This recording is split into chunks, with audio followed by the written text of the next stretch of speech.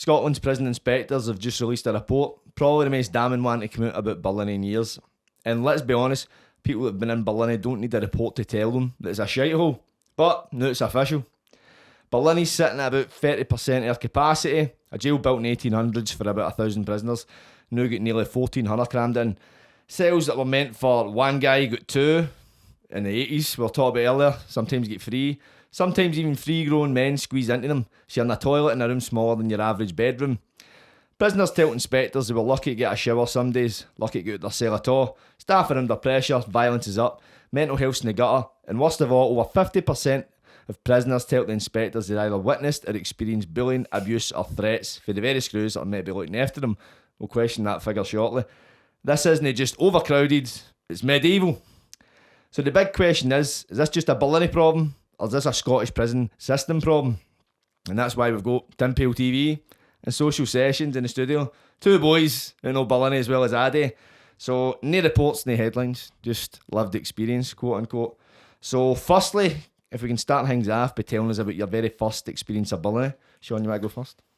So my first experience of Barlinnie was, I was actually in Addiewell, so I was in Addiewell for quite a while. And obviously it was a private prison, so I got a bit of a shock because I came for Pullman and I probably forgot how much a kind of SPS jail Pullman was. Aye. Because I was in Addiewell, and Addiewell was totally different, like a completely different prison. So when I dropped in Barlinnie, and it was just back to that, like treating you a certain way and speaking to you a certain way, it was a bit of a shock. Do you know what I mean? So I just remember in the dog box, like, well, obviously, and this was me coming for like Addiewell, and I was supposed to be going to a better place.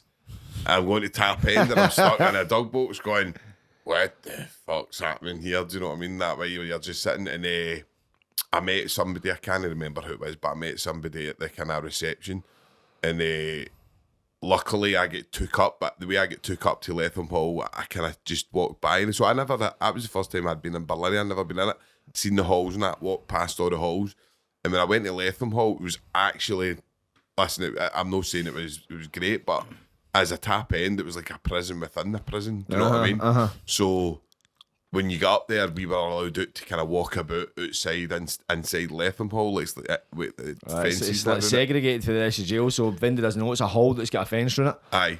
So to be honest, it was like a bit of a shock when I hit the reception and that, but when I got to where I was going, I was pleasantly surprised because I obviously knew a lot of people that were in kind of Letham Hall and that. Can I ask one thing just before we move too far away from it? You mentioned dog boxes, so for somebody that might not know, they might be a first offender, or even somebody that's a non-offender. What is a dog box? So a dog box is basically like just where it's essentially a holding cell, isn't it, where they hold you while they kind of do whatever administration or whatever. Like, do you know what I mean? But they hold you in it, and it's like the Barlinnie ones are exceptionally small. Do you know what I mean? They're really small.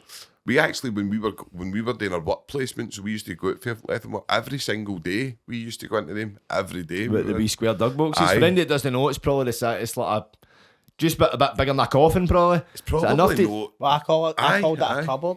A cupboard? That's essentially what it's like. A cupboard you can sit in. Aye. And you have that wee, because I was describing to somebody, because when I done the STV the other day, it was a criminologist, I forgot her site name, Kirsten. She works out in Edinburgh. She was like, yeah, talk about dog boxes and that, as if she looked pure shocked. I was like, aye, dog box. It was just a pure normal thing, but they were talking about it, and I was like, aye, it had this wee window, and see every time like you hear footsteps, it's keys. Do you know why it's called a dog box, though? Probably because you think what you put a dog kennel. Right. The size, that's what I imagined it, a dog box. That's what I would do. I'd be thinking that myself. Aye, the kennels would be a more fitting description. The kennels, aye. So what about yourself, Chris? What was your first experience of Barlinnie like? The first time I ever went into Barlinnie, I was 15. I had been... What year was that? 1997. Right, okay. So it was actually, I think it's still illegal for anybody under a certain age to go there, but I was supposed to be put into a secured unit because I wasn't old enough to go to a Scottish prison service establishment. So what happened was I went to Barlinnie for like just a few hours, but what happened was we went up on before what you call the Reliance buses or the G4S buses, it was called the bar bus. Right. And it was just this big blue bus with these wee slits up at the top for sunlight and air, but you couldn't see out them, they were too high. And it was just everybody sitting. Was it screws that? It was police officers that took was you to it police Barlinnie. Aye, officers, it wasn't prison officers, and you would just all be sitting. Chained I'd be with- handcuffed to I him, thought you or they two would be handcuffed Right, so it'd be like together. an old school like things you seen like the Aye, American like, so- films, they're all chained on the bus next to each other, so it's not like you get now. You'd see fights and... Oh, really? People you'd see scrapping with the cuffs and that? somebody running up handcuffed to somebody and just booting somebody right in the back of the head. Aye, mate, like... Imagine that so getting you're- cracked with somebody handcuffed to you, you're essentially like co-accused, didn't you? imagine you're double cuffed and you're the one getting kicked, you know what I mean? I Just know, getting up your absolute tanking. But see, when I look back on it, mate, what I find what sticks out for me is there was like I was on like autopilot. There was just nothing there, nothing at all. It was almost like I thought, because of the mental state and the way I was living at the time, it was like I'm going to meet contacts and network and go. This is like a job centre to me, but Right, okay, it was okay. just an absolute. What happened was, so I went to Barlinnie, get put in the dog box, and I was there for ages, mate. And do you know how I wild away there was reading the mentions on the walls. Oh, really? Aye, they were Bet you black. didn't even finish them all, was that, mate? No, but there was a lot of funny ones. Do you ever remember that advert, TSB, the bank that likes to say thank you? No. No, do you not remember that? No, mate? it's well before your my time, mate. it Aye, said- I was 5 in 97. Right, all right, aye, were you? And it said TSB. The bank that likes to say, help, it's a robbery. And it had a wee picture with a guy with a mask, and I was like, somebody's been here that long, they've sat and put some time into that. Aye. It's like kind of as well. It's like looking back in time, because when I first, it was Pullman I first went to, but let's see, like I go to Barlinnie, you go so and so, 90, 2002. Seven stretch. Aye, You're and like, ah, man, yeah, I better turn this off. Aye, times I'd be looking at people, aye, 7 stretch 2005, I'm like, lucky bastards, it. I mean, we could probably back Used in to there. get like, do you remember some of the sayings? But you would get like they can lock the locks, but they can't stop the clocks. And all that. Used That's to true, get but- I know. Definitely. First time I heard that, I was kind of like, Probably right, only they can't one. stop the clocks. Probably the only one that ever kind of actually put any stock in, because like, if you've got a update, obviously, you know what I mean? It had an element of But truth like, to it. aye, but all the other mad things, man, I'm just like... I know. I can't even remember any other ones, but they were all. All cops are bastards. That was a Aye, new one. I was like, ACAB. somebody, I saw ACAB, they had it ACAB, on, aye. it was in Pullman, they had it on their water bottle. In the gym, it said ACAB, like they'd mentioned it. And I was like, what does ACAB mean? He's like, all cops are bastards. I was I like, think that was an old school thing. oh, is it? that's Aye. like- I remember my Because dad I was not like, saying that's shit no, like it's like FTP, you know, I'll give you that, Aye. anti-screw crew, all I'm like, I don't know, that's not get the same catch for me. ASC, that used to be everywhere, remember? ASC. Aye. I've not seen that in ages. Do you not remember? But I used to sit. Do you not remember waiting in like some places?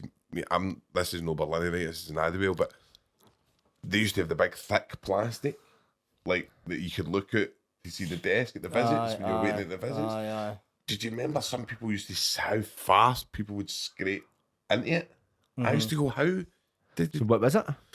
So just I mentioned you, like just say I wrote like Sean, but obviously it wasn't my name, but it was like somebody. But see how far they had scraped Aye. into the. Oh, so it scraped into plastic? Aye, but it was like Perspex, that's, and I'm used to what are they like using? plexiglass. They must Aye. have been using like a screwdriver. You would see Aye. some, you would almost get Probably like is. I know. you get like your scheme artists, know what I mean? So you get like Da Vinci and Picasso are well known for their artwork. You get the certain mentions and you see them everywhere you go. Like YMF for that I heard usually you were fold. good for them. Me? No, I'm Nah. only kidding. Maybe a couple, because I remember hearing early on, if you write a mention, you'll be back to see it. Aye, I heard that. And that's, I was like, I'm superstitious that way, so I was like, nah, I'm not doing that. But then you would always notice the same ones in the court cells. You feel like you knew people with their mentions. It was meant to see them in the court cells and see them up at bar and all this, man.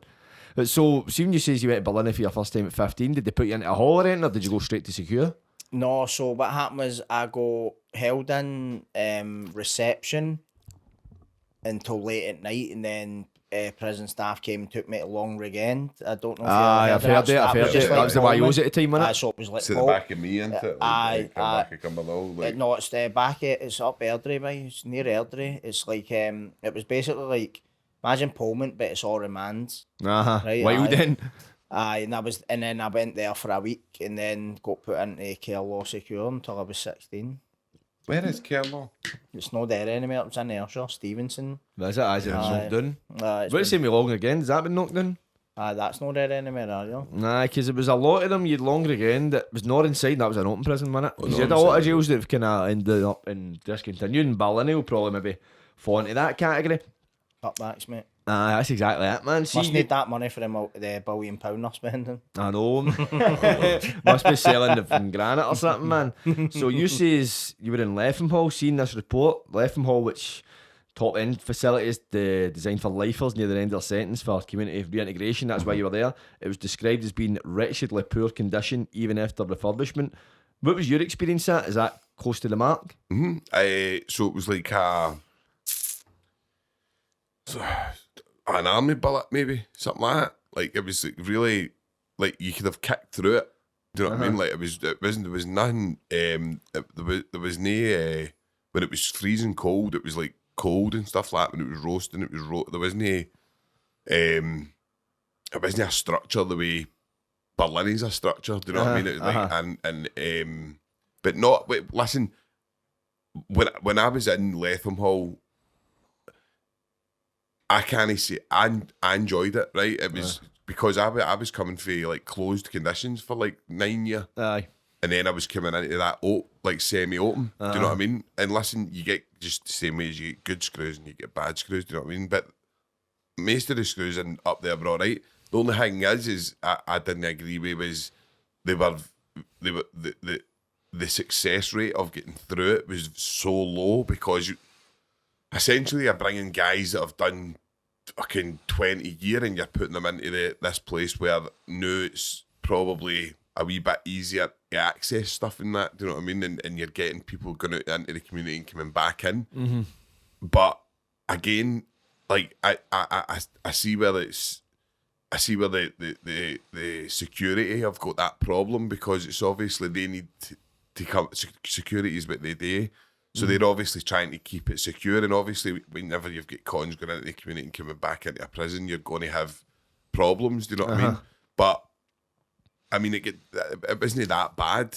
I can't say my experience in Barlinnie was terrible. Do you know what I mean? Because it wasn't. It was all right. Like Letham Hall was all right to me. The building and that was crap, but the fact that you could just go up and walk out your Peter and go for a walk.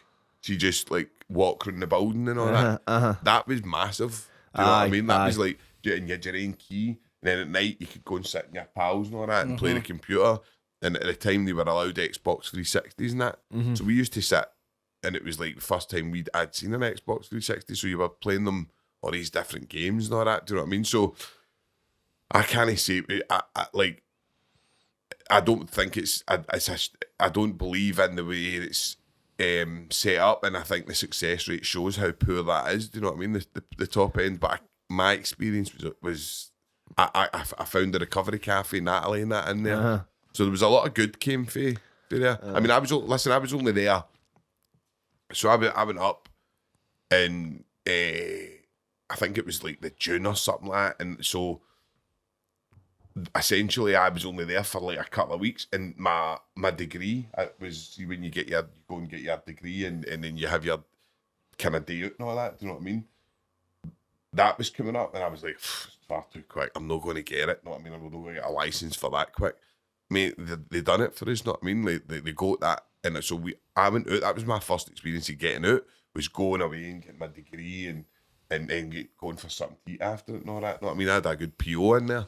So like, it was good at the start for me. Do you know what I mean? Like, there's a lot of problems, and I'm not going to say it there, isn't it? But see, when you say the success rate is so low, so you talk about success rate for people going for there to the castle as such. Aye. So why was it so low? What was happening? Just failed drug tests was the main thing probably, but there was obviously like subversive activity.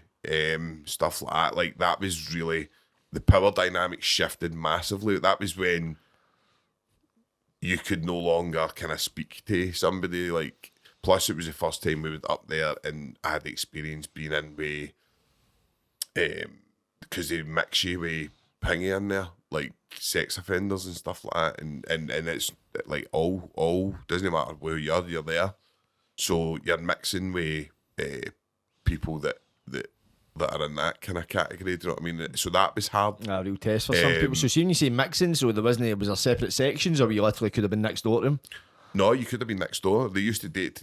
Well, I think they used to date to bam people up sometimes. Do you know what I mean? Oh, really? Aye, some people would get it for bammed out if it was guys, but there was different sections. Obviously, there was different sections for different bits, but no, there was definitely like that was probably pretty tough for me because I remember walking back for a visit, and I can't remember. I think it might have been. I think it was Blaney. I think Blaney was a screw. It was in there. He was all right. You know what I mean? He was one of the better ones. And he was we were walking to the visit, and this teacher who had abused kids or whatever, I don't know what it was. Did he play the piano? Aye. I think I remember him. Was it doing a lifer? Aye. I think I might mind that guy. So he went. He spoke then, like totally different feel like the way we would, and we were walking to a visit, and he went, so did you have a nice visit? And I went, what? I was like, fucking talk to me, man. I was like, get away from me.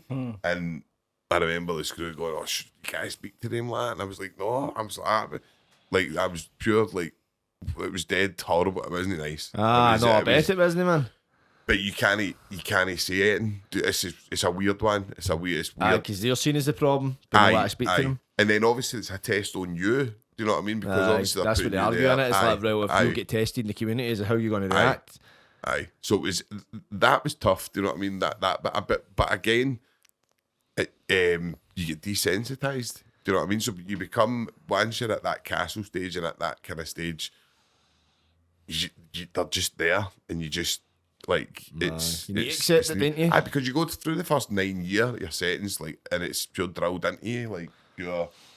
Do you know what I mean? Beasts and all this, and it's pure like, so that's the talk all the time. Beasts and this and that, and then they put you in beside them, and it's like, what? Do you know what I mean? Like, and obviously nobody speaks to them and all that, but it's one of them. It's hard because you get a guard up as well, and part of he's like you probably have a conflict of conscience because that guy as well. See, when I went, it was like guitar lessons. It was like a guitar class. It was a screw called Alan Dixon used to run in Barlinnie. I remember him. He's actually all right. He didn't have his own back. And he says to me, he's like, see the amount of music teachers that are in E-Hall. It would surprise you because you've got access to children essentially. And they pointed that because they had a class for the protection cases, and that was one of them. Because I remember seeing that guy floating about, and I was like, what's his deal? And then he says, obviously he was like a piano teacher, and also done what he done, but that thing, it makes you feel uncomfortable. As part of he's like, what would my family say if I was around this person? And then in that way you're like, I think it's a conflict of conscience because in your head when you're in there you're like, protection cases, if I seen one of them they get X, Y and Z, but then suddenly you're in amongst them, and that's their argument to screws of, well, this is your test, self-restraint. I think that as well is like when you're there, it's, I don't know, it's like when that happened, and they obviously, when I got pulled up into the manager's office, and they were like, "Oh, you can't speak to them, speak to somebody like that." The office, like aye. Towards the end, but they were just saying, "Look, you can't speak to him." I says that he was trying to talk to me, and he was like, "I know, but he's just as well. He's allowed to be here just the way you're allowed to be here." And I was like, "I says I know, but I'm not talking to him." I says, "I don't want to talk to him," and he says, "Well, don't talk to him, but you can't." Essentially, they tried to get you to be a community with them. Do you know what I mean? And I don't like. How do you even compare that? How do you compare a? Well, that's what I did say. I'm no, sorry for butting in. I said, in. what would you do if that was your neighbour? Would you be happy? Would you speak to him? No, but even when you look at the kind of situations ex-cons get into outside, right? For recalls and shit like that.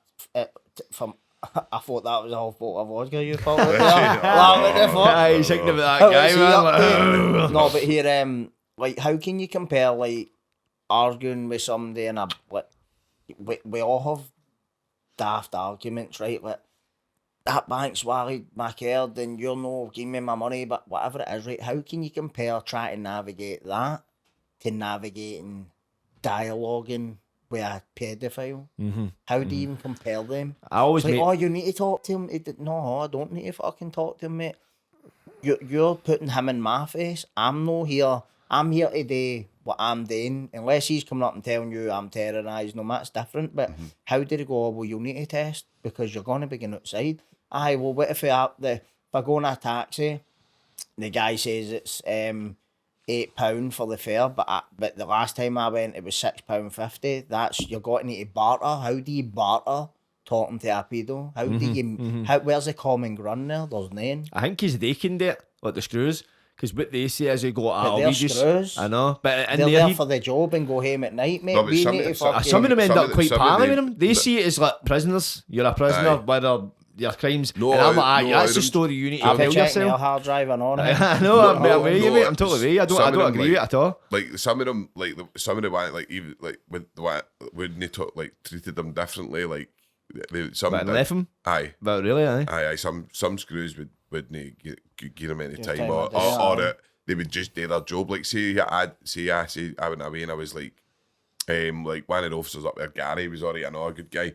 He says, I was like a pure last minute thing where I was going to the my degree thing to, I can't remember what you call it, this kind of ceremony, graduation. graduation. Aye.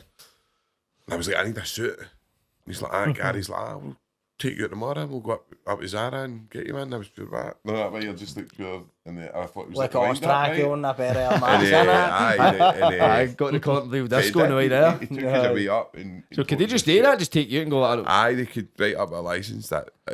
So I worked in the garden, so I got a licence every day to go out Aye. and work outside. So we used to cut all the grass and all that. oh, just to cut outside the jail? Aye. Right, okay. It was actually a good. It was quite good. And the garden part, it was quite good. I would be kind of a bit raging with it because it's like I've come all the way here to get an outside work party and you're planting me just there the wall. No, Aye. you only get see the first year you're there. First year you're there, you would need to work in the jail. Right, okay, It's your okay. second year. Right. So they essentially they want you go up and you do a plan, like a care plan thing, and it depends on how long. Say you've been up there 5 times, your care plan might be 4.5 months closed, and then 4.5 months, and then they'll try and get you to the castle.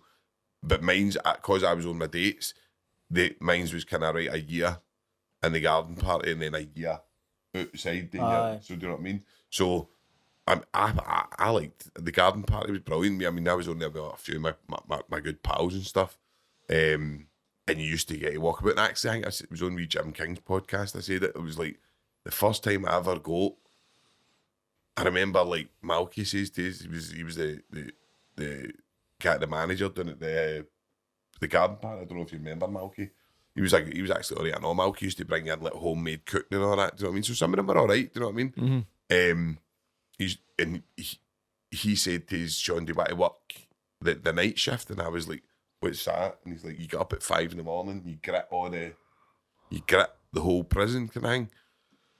I was like, oh fuck it, aye, and it was, I'm sure it was at Beast for the East, man, at the time. But see, when I walked out, it was like pure. See, I could see all the stars. It was 5 in the morning, and I had all my own clothes on, and I remember just walking about the jail, like, and it was deep, and it felt dead free, and I was in a jail, but I felt like alive. With the Barlinnie cat. Aye, I felt pure alive. Nearly the black one. Aye. But I felt alive. I mean, you used to get the hangings and all that, cut the grass and see the speed of them. We used to fly around and see the speed you'd go, and then obviously Malky, wait, you staying on that? And you'd go, but you used to drive these wee things with the go-karts, know what I mean? They were Would you sit? I think I remember I used to see it, man. You used to see, because you'd walk by the gardens and in the summer you'd be quite envious. Aye. But then it get to the winter, you'd be like, nah, you're not right. Don't have it in the winter. No, but I mean, it's one of the ones. I mean, there was some like some screws in there were terrible. You know what I mean? Like the way they would speak to you and all that and do things, and then you would get other ones that were brand new. But you knew you were in a jail in Barlinnie. You always knew that they were in charge. That's the way I seen it. Is like, obviously you'll get your guys that rebel like fuck. Do you know what I mean? And see, when you get guys yourself and you know them, see battering them doesn't do it, and they've been battered that many times that. All through their whole life they care, so they don't care getting it down. Do you know what I mean? Aye, somebody commented in my TikTok video talking about what the jail and that kind of thing, and like, about the kind of brutality that's been reported. And I don't know if it was a bite. I think it was a bite because it was that stupid, and the screws are just doing what their dad should have done to them. And I was like, so do you think child abuse is the answer? Because most of the guys, as you know, that are in the jail that are going through the system have suffered early childhood abuse as such. See, whilst on the subject of Letham, did you feel that kind of the fact you were in semi-open conditions was weaponised against you at times? Definitely. Is that quite a common thing? Definitely. That's the whole. Something. I'm not even going to lecture on to you, but to me the whole progression system is weaponised. 100%. Aye. In what way?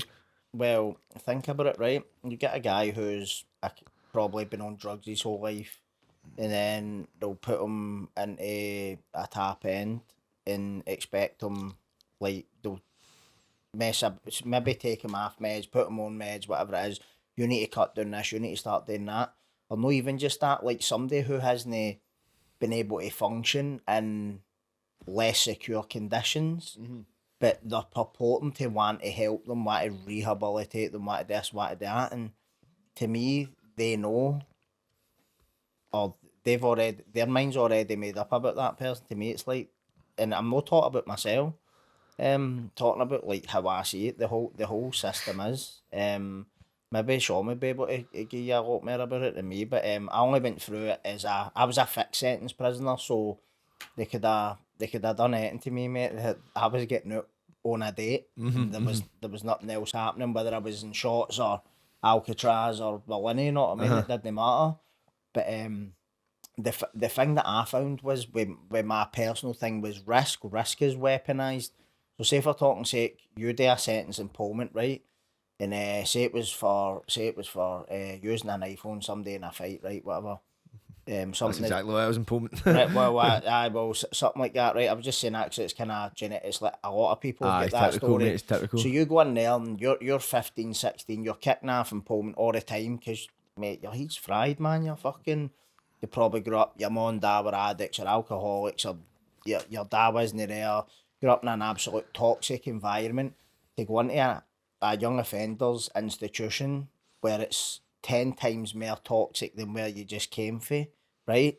So is that going to exacerbate the toxic shit you've already got inside you? Or is it, oh, we're here to sit down and put your arm around, I'll give you a pat on the back and tell you how people do love you and you matter, your life matters and all this, when this is pure lip service, right? But then you go into the adult system on a separate sentence, and you're totally the opposite of what you were in the young offenders. You're not getting any reports for violence. You're no mixing with what they would call the BAMs, but they have a different meaning. A BAM for us, we call a BAM somebody who's just bring their own top for themselves all the time, getting themselves in stupid things. But they call a BAM somebody who's always kicking off, somebody who's always causing it and not taking their shite.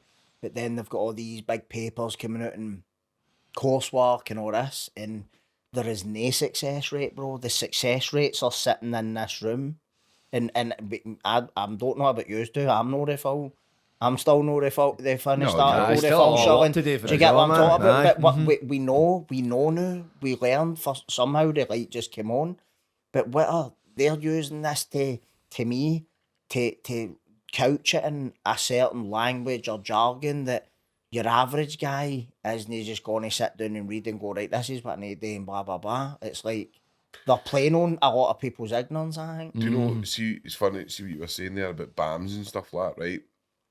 What I could never get when I was moving through like the tap end in Barlinnie was particularly bad for it.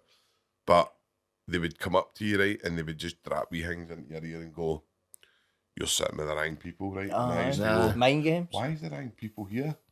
Like, who, you shouldn't be jail. No, but we're all, you're in a tap end, so they've went through the social work and all that and been approved to get here. So there shouldn't be anybody. Everybody that I'm speaking to in here should be, but they used to come up and go, you're sitting with the wrong people, and I'm like, you're sitting with the wrong people, but go and speak to the sex offenders. Do you know what I mean? And you used to go like, what do you, I don't, why is, surely there shouldn't be anybody here then. Right. They clearly have their targets, because as well, it's as much as well, the screws on the daft, they know who's up to it. There's some people that are just flying. Who they think's up to it. There's that as well. Mate, I've seen screws who would downgrade you just because you never fucking went and cut the grass that day. Say you were ill and whatever, mate, right? They think No, and this isn't all prison officers, right? Because I've met a lot of good ones, done shit for me and that. And same with prison. With prisoners, there's a lot of good ones that are just we're in here and it's survival now. It's not about them and us and all that shit. It's about me getting fucking home at the end of the day. You know what I mean? But I think, see, I know obviously it'll be the same guys as you and that. Listen, I never really like naming names and all that, but you know the guys that you're talking about, the same guys that that are violent and stuff and maybe have a bad reputation in the halls and stuff like that. But when they get took to the seg, the screws don't, they're powerless because violence doesn't work on them. They're used to getting leathered after them. So they, like, to the extent where they're broken arms and everything, like but it doesn't hurt them. They've been hurt all their life for that, as you say, for a child. So see, trying to, then they'll maybe say to somebody like us that's maybe knows like that, but they'll go, he respects you a wee bit, Sean, and he'll listen to you. Will you talk to him? Like, no, because I'm not going to, like, you. He's doing that obviously for a reason, and I'm not going to. You've never done it. I'll say it again, and I say it all the time. As soon as you walk into a jail, you should be screened for trauma. You should be screened for like mental health, like autism and all this kind of stuff. You should be screened for that. They don't do any trauma work in the jail. I mean, see, we spoke about it on here, on a few podcasts, 5-0. See, when you went into jail, did you get screened for trauma? I've never. There's no such thing. There's no such thing. I never heard the word trauma till I left you. Do you want me to tell you why, right? Want me to tell you why I think they screen you for PCL, psychopathy checklist, narcissism, whatever it is, right? Because these conditions do not paint you as a victim. See, trauma, right? In my view, it has the connotation. It's like painting us as victims. Do you get me? Aye. And I think it's just like we can't be seen to be doing that. So why are you writing in your SPS? What do you call that thing? Corporate plan. The last one, we're going to roll out trauma informed practice. So know what to start doing then. You're going to build a trauma informed prison, mate. Just a small one. Sarah Armstrong says that always sticks me right. What Sarah Armstrong says, how can you fix somebody in a place that every single day is re-traumatising you? But look at the special. I'm not saying it I think it traumatises prison officers and all, because you see them like 15, 20 years in the game, their skin just looks aged, and it's like not a good way. They don't look well. No, especially done the sentence. Because their sentence are doing a sentence as well. Because sometimes I used to look at them and go, mate, I get to leave here, mate. You need to come back. And sometimes I do empathise where maybe your day's going to work, you can't be bothered. But then you're getting in, I hope it's an easy day, both alarms going off, cunts are scrapping, there's a parcel coming out of the wall, you're having to grab cunts, getting them in and all that shit. Having to deal with that every day. Especially in a place like Barlinnie, it's so chaotic. Imagine going in there with if you've been out drinking on the Saturday and you're kind of rough on the Monday, imagine going in and having to deal with what you're saying, like somebody kicking off and... you know what I mean? It's worse, man, like fucking somebody's hanging for the light. I know, I'll jump off the balcony. It happens, mate, and that's that thing. You need to just come back into your work. It's no, I don't know what it's like for. But they definitely become desensitised the same way we do, and it's it's probably it's not you come out the jail and you kind of maybe and you kind of because they for years they didn't see us as people, and we probably didn't see them as people. Do you know what I mean? It's the enemy in it, man. You seen them as screws, and just like they were. You would get your good ones and bad ones, but they were essentially you didn't want to anything to do with them the same way as they were with you. But that's the desensitised thing. It's when you come out of prison and you see maybe somebody and like I've done a few podcasts with like Donna and Lisa and people like that who were brand new in the jail, do you know what I mean? And then but you get to meet them outside and they're like you see them as a pair, and then even some guys that you think were like dogs, you maybe see them with their kids and that, and you're like, fuck's sake, you know what I mean? No, listen, it's strange, but see what you're saying. I met a guy, right, when we were out at MacArthur Glen, see Livingston, and he was a bit of a doggy boy, right, and I'm always going, but I hope he doesn't watch this, but in there he was, right, but see when I seen him with his kids and that, he was like, hi, how you doing, Sean, and have you got a wee boy now and all that, do you know that way, it was like, it was all right, and it's weird because you're just like you're still looking at him like you're seeing him on there because This to me is a mirror image of what they think of us. They look at maybe what I was in for, you were in for, what John was in for, and go, oh, I would never have thought you could do that. And then you're looking at him thinking the exact same fucking thing. How could you treat people like that? And then I see you here and you're playing the concerned father. It's because we're not defined by these roles. That's not the only role. I'm an ex-prisoner, I'm an ex-screw. It's not the only role you play in life, innit? No? See, it's kind of, I feel it's the authority thing. I think it operates in a spectrum, because you get some people that are totally anti-authority, anti-screw crew, won't ask the screws for nothing, and you get some that are one of the boys, but you recognise good cunts, bad cunts, this and that, and then you get the people that are a bit too friendly. So I think the screws must operate in that as well. Like that prison officer, then you get some like that are a bit more sociable. Is that waste of space becoming a waste of space? Is your rubbish lying about like your dad with a hangover? Do you pride yourself in the fact you live in a do hut instead of a don't hut? Has your partner insisted that you better get it shifted? And you can shift the dairy to Shift It Removals, covering Glasgow and the surrounding areas, dealing with waste uplifts, garden, yard and void clear-outs, bulk uplifts, and pretty much any sort of waste removals. To get in touch, contact by email at shiftit@gmail.com or phone them at 07355 072 158. If the scrappy can't scrap it, the clenny can't bin it, and the council won't tip it, then you better phone Shift It. Yeah! Enjoy the podcast, people. Did that thought flash through your mind, like, what, meeting him, there was a dog in there and you see him outside, he's been nice, and you think to yourself, fucking you wouldn't be saying the same out here. That's all you think, like, you want to talk to me like that outside. I've seen you outside, it'd be a different story. And some of the dogs, see when you end up an argument, and it flashing for you. That time, no. Remember that time, remember that report, mate? But you do hear put you in the report in front of your range. Like, you do hear stories of guys like meeting and guys in the pub, and obviously there was one, I don't know, I can't remember whose name of that, but I just know that there was there was a guy that was a bit of a dog, know what I mean, and he was out on a night out in Glasgow, and he ended up bumping into some guys that were kind of up to no good, know what I mean? And they had a bit of pull outside, and they were in Glasgow, and I think they did kind of. No, they never done it, but they really intimidated the guy. Know what I mean? I heard one with one of the PTIs in Barlinnie, I'll not name him, and he was a PTI in shots apparently, and he's quite loud and quite one of the ones boisterous, and I don't know if he's maybe been giving somebody a hard time or giving the wrong guy cheek, and the guy's got his pals to come up and waiting him in the car park and lathered him apparently. I heard that story. I heard somebody slashed a PTI. No, in Barlinnie, it was a Barlinnie PTI, but he got slashed, and I don't know if somebody in the dancing. Gary Champ, he's somebody trying to shoot him. Was a governor for that? Well, wasn't a governor?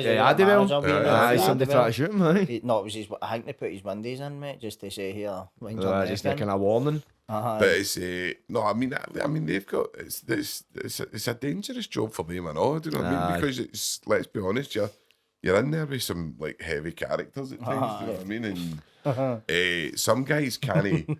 Some guys that you know are really like can't take anybody speaking to them in a certain way. Do you know what it is, bro? Right, and I'm going to be dead serious with you, right? See if you lived a certain way all your life, right? And you've always lived that life, and then you're lying in the jail doing a 20 rec or 30 rec, and you've got substantial resources outside. I hate to say this, I'd probably do the same, mate. Aye, definitely. No, especially when you're not used to somebody talking that's to my you talk, in that sis. way, Do you know what I mean? Like somebody like who you fucking talk to. Times when I was in the I'm not getting it, mate, and you think you're got to come into my space and be doing this shit. Like, hold on. There's times I felt like, like it, but obviously I've not got the resource, but times I've been sitting saying your screws trying to get wide or give a hard time, I'm like, mate, if I had the resource, mate, you'd have been getting it. But in that moment, because you're angry, and it's a pressure cooker as well, and that sometimes you're like, right, mate, you wouldn't speak to me like this outside, and especially in Barlinnie, there's times you kind of feel powerless, because you notice, you see when you argue with some of them, they'll go, there's that threat there, as if like, I'm going to get done here, and if they come and try and do me, I'm going to fight back, and then I'll get a charge. See, Chris, because you said the first time you went in was like you were 15, but obviously you returned to Barlinnie at some point. Did you become aware that violence and staff brutality was like a thing in there? Well, mate, see to be fair, right? I had already like seen extreme violence before I even hit the system. And growing up reading like prison literature, like say Sense of Freedom, I read that when I was about 10 or 11, right? Just knowing, I always felt that I knew, or I thought I knew, they had the power to just let 5 or 6 of them come in a gaff and just lair on me. But it never happened to me. Like, I wasn't going about doing anything in Barlinnie like that was going to warrant me getting fucking. But I knew it happened to people, and I know people it has happened to. Because you do hear the stories and I do believe it, like where you maybe are on the phone and you're arguing with having a debate with your missus or something like that, and they're telling you get behind your door and you're like 2 minutes. No, I'm thinking I'm meaning coming in myself where on this. No, I'm not meaning randomly. Like if you end up escalating, so see, he goes like, "It's screw tries if I hit a screw, he's entitled. No, not even right away if he hitting it. I understand if you scalp a screw and you get leathered, the fair dues. But I'm talking about as if like a kind of, like if you try and argue with him or something. Like, so if you start arguing, you need help with me. You need help with. No, but that's what I'm saying is that. Did you notice that was a thing with the staff? Is that something you noticed or experienced or seen other people experience? Do you know what? See, for the amount of times I've been in Barlinnie, mate, I can't even think off the top of my head a time when screws had done something like that. The only thing I can remember, right, and I'll tell you quickly, is so when I was in Barlinnie in 2012 on my recall, I assaulted another prisoner who was in for, it was charged with killing a cousin on my mother's side, right? Right. And I get put in segregation, which we call the Wendy house, right? Yeah. And so I'm down there. It was on my second and my third day in office. Try me first. Yeah, why somebody's shouting out a door and you just know you're wanted. So I'm like, "Aye, who's that?" It was my pal Chrissy, right? And he was Campbell. Aye, so he's from my bit, right? And he's passed away now. But mate, this boy had just like like you'd sit and try and strategise a war out. He would just run in like guns blazing, like Scarface. He's right, crazy, okay. But anyway, say hello to my little friend. Aye, right. So I seen him. I says, "What you doing for?" It's like I attacked. Say it was fucking 5-0, right? Looking for that hangman for Govan, wherever it was. A fellow convict. Aye, right. Okay. So he attacked this boy in the rec room, and I went out into the yard to see him, right? And he had gravel embedded in his face. You ever seen that James Bond film with the guy with the diamonds? Aye. Look like him, but bits of stone, bits of concrete. If he just came off his bike or something. I was like, "What the fuck? What's all that?" He's like, laughing. He's like, "These screws all jumped on us when I battled him." And I was like, "What the fuck did that for?" He's like, "I cracked one of them." It's like, "What for?" He's like, "You're fucking..." So, like, obviously he's been subdued by, because, mate, the more than one of them, obviously, because they're there to, no try to big them up at all, but see when they can all hide behind that uniform, it's like one for all and all for one sort of thing. I think you'll see, especially in Barlinnie, I don't think they're taking screws that aren't they up for that. I'll tell you what, right? I think it's like training day, man. You up for this? We did a football tournament up there, right? In Barlinnie, aye. Aye, and it was the Screws had a team, right? Aye. And when we were playing them, man, my big pal, right? Who was it, Letham playing them? So it was we had a recovery cafe team, right? But they were a good team, like they were. I think they won it, right? But I think they played together every week. And John, the boy that done drug test, man, he was brand new. But John, but he was a really good player, right? But he was dead skillful and that. But people were just trying to kick him, know what I mean? But then there was Jimmy, the PTI. See, Jimmy, he played, I think, for somebody, but he was right through you, right? But there was one guy who was I can't even remember what a dick, and it was a screw, right? And he made that like front of everybody, even Jimmy and that was going, "Shut up," but he was going, "Come on then," and all that, see that, and he gets sent off and all that, and it was just so like stupid. It was, but I get it. It was like heated football. He's playing a role. We were like hanging, but even the ones that were like, because there was a few screws there that were kind of hardy guys, you know what I mean? But they weren't like pure. They were going in hard and making like it was mental. The game was mad because my big pal put one of the officers right into the wall, man, and I needed an ambulance and all that. It was mad. Aye, mate, it was a shame or because he was actually a right guy, but usually always is, isn't it, man? Sorry, man's always right into the top wall, mate. Smashed him right into the wall, and his head whacked off the thing. I mean, it was a shoulder challenge, wasn't it? But the screws were raging, no, they were like, you're down, so they all kicked off kind of thing. And I was like, I'm not getting downgraded here for a game of football. So, I was in, mate, man. Sub, take a dive. right, Marcel knee, man. A penalty, man. Come on. Hold on there, the phone gone. So, Right, man, but you could see that was like a time where you could see like the kind of rivalry. Do you know what I mean? That was at one time where it was kind of noticeable where people were like doing things that they wouldn't have done before. And then after the game, everybody shook hands. Do you know what I mean? It was Did it fair. escalate but to a point? Like, Did just the game get more heated? No, that guy that was so when my pal smashed that guy into the wall, right, it probably was a strong shoulder challenge, right? And it was like kind of so the guy who I'm talking about, he was I'm doing you, like actually like the way like a con would talk, I'm doing you, that next 50-50, I'm breaking your leg and all that, right? But and obviously my pal's a lifer, right? So my pal's like that. But I'm not like downgraded, but I'm also not backing down here. Do you know what I mean? Like, so he's like to my right, we'll see, that. But he did see next challenge, man. He tried to break his leg. My pal started laughing and all that, and he got sent off, but that was making him worse. But then the screws were rage. It was mad. It never escalated to getting pure crazy, but I'm sure the guy blew the whistle kind of early. You know what I mean? The gubbed us anyway. I think they beat us 3-0 or something. Aye, we John ran a mock up. We John for the. Is that a real life meme machine? But it was again. It was like it was just one of the things where you're like.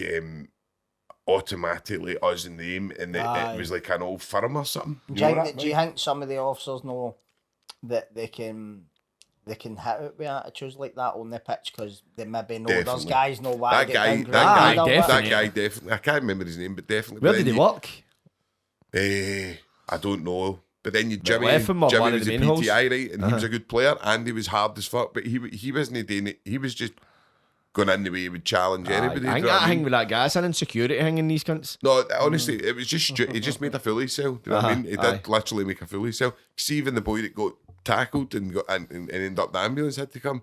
He was saying to my big pal, "It's cool." Sorry, I'm not getting you, It John. was like, but he was like, "It's a game of football and all that." He was actually like, he's like, "It was cool. Don't worry about it." He's like, my pal was actually like, "Fuck, I didn't mean do that." Do you know what I mean? But that's the way jail football is anyway. It's a game of football. It does get aggressive, you know what I mean? I mean, jail football used to go like that. It's no rules, and all that. You'd be like, what do you mean, no rules? You know what I mean? People try to fucking fly kick, you know what I mean? But that's the way jail football is, do you know what I mean? Back, and especially like when it was obviously against the Screws. But no, it was a good game, you know what I mean? But you could see that the hatred come out for no reason. Do you know that way? It was like there was no need for it. Like it's hatred's probably the word to use. I suppose hatred as a name type thing, but somebody in that position where probably that Screw wouldn't act like that in a football pitch outside because they know people are worrying about getting downgraded or getting put in the pot. Somebody could shot in the jaw. Whereas Jimmy would outside, I would believe, would stick up for his cell outside. Whereas this guy wouldn't. Do you know what I'm talking about? Aye, but no, I mean in more him, see that way acting, I'll do you and that kind of thing, wouldn't he do it in a pitch outside? No, definitely no. But what I'm saying is see the way that guy, like Jimmy and that, I mean, Jimmy was basically saying to my pal, "No, I'm see next 50-50, I'm doing you," but it was meaning in a fair way, if you know what I mean. But I believe he would say it outside. Would he say it after he shoulder tackled the guy? Aye. So the two of them said, all of them were like, "You're getting." No, he did. I was like, he did ram him. No, I mean, it was like. It was a pure, but it was right into the thing, and because he smashed his head, he was actually knocked out for like fucking, for maybe fucking 30-40 seconds. You know what I mean? And he came round and his head was busting. And then my big pal's like him, because I went like to me, I went, I was kidding him, I went, "You're getting chuffed on that murder, mate." And he was like, "Oh, don't." He's like, and I was like, but it's funny at the time, but obviously like, we were wanting the guy to come round, know what I mean? You weren't wanting. No, at the time you're like, right, I hope this guy gets up, especially if it was an Arcon, you wouldn't be as worried because it's a Screw, you're like, right, we're going to get hammered for this. If it was an Arcon, you wouldn't give a fuck. They'd have thrown us right. I've seen some of the things I've seen at football, man, like honestly, man, I mean at WKB, God rest him, WKB for Portsmouth, I don't know if you know WKB died, crack me guy. But I seen KB running into a fence, right, in Addiewell, and his knee hit there was a bit of concrete. Do you remember the bit of concrete that the kind of fence was built into? Aye. But he's literally couldn't have happened any more kind of exact. You know what I mean? And his knee hit that. So I went there to see if he was all right, but I could see the state his knee was in. He was like to me, "Sean, am I all right?" And I was like, "Aye, mate, aye." I was like, "You're cool." No, I was like, "Just don't look down." And he's like, "Oh, what?" And then somebody else ran there and went, "Fucking hell, man, that's fucked." And he was like, "Ah." It was like, I mean, shh, trying to tell me, I'm trying to pure white chalk white.